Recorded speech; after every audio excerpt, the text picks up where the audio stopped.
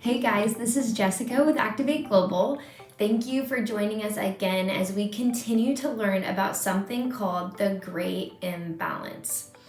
Well, since the beginning of the world, God's heart and mission has always been for people from every tribe and people group to be in his multi-ethnic family. So we see this in Genesis when God blesses Abraham to be a blessing to all nations. And we see this scattered across the Old Testament through countless stories of God's power on display through the Israelite nation so that the nations surrounding them and the nation of Israel would know that their God was the true God.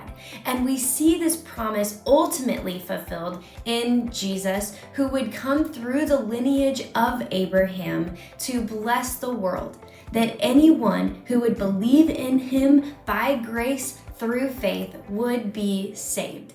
And in Matthew 28, Jesus himself gave us the Great Commission to go and make disciples of all nations. He gave us the mission to extend the message of his grace to the world so that many would come to know him and become his disciples, putting the glory of God on display in the world. A big task? Definitely. And in response, there has been a huge effort underway in the world, including 400,000 cross-cultural missionaries and over $45 billion given each year to global missions efforts to extend the reach of this good news called the gospel.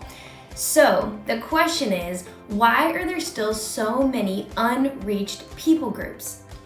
Well, today it's estimated that of those cross-cultural missionaries, only 3% of them are going to unreached people. And of the missions resources, 1% of those are going to focus on reaching the unreached.